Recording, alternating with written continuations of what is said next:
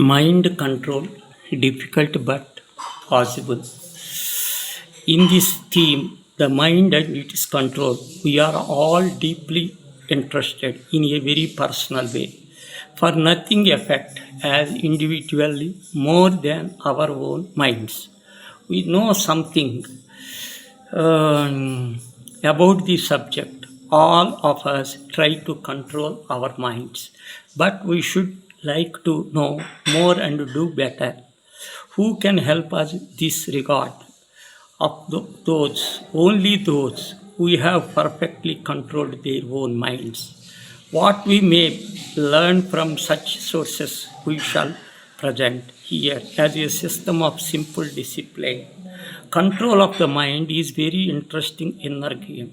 If you have a sportsman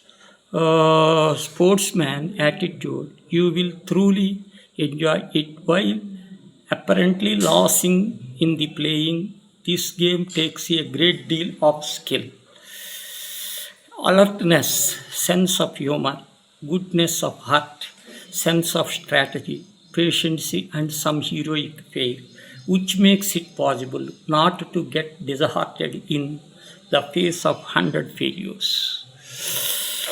See, Krishna was explaining in Gita how the supreme state of yoga was to be attained. After listening to him, Arjuna said to the Lord, understandable display, be characterized by perfect eventness of mind. I don't see how it can culture because of the restlessness of mind. The mind, O Krishna, is restless, turbulent, power, and obstinate. To control the mind is as hard to see me as to control the wind. Sri Krishna listened to this representative complaint. Man gave a reply important for all men of all time. All Indians stay thinking and practice on mind control and largely on this teaching of Sri Krishna. He said, undoubtedly, O Arjuna, the mind is restless and had to control.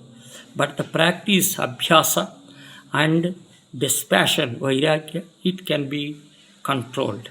In this conversation, we know see basic fact about the mind control.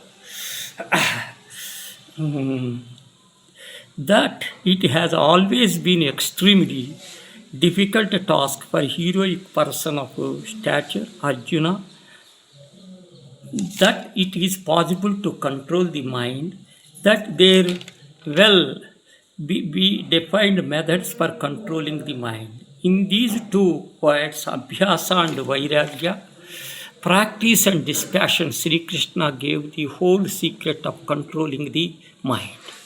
In this uniform verdict of all the saints of Indian down sages, that there is no other way controlling the mind except through practice and dispassion.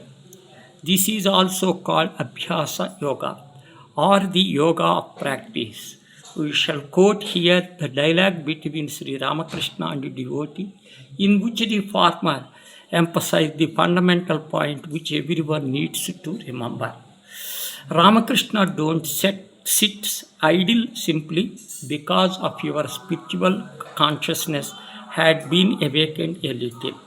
Go forward. Behind the forest of sandalwood, there are other and more valuable things, silverness, gold, mindness, and so on. Priya, sir, our legs are in chain. We cannot go forward. Ramakrishna, what if the legs are chained? The important thing is mind, bondage of the mind, and freedom is also of the mind, Priya. But the mind is not under my control. Ramakrishna agreed that there is such thing as Abhyasa Yoga, yoga through practice. Keep up the practice and you will find that your mind will follow whatever direction you lead. The mind is like white cloth just returned from the laundry.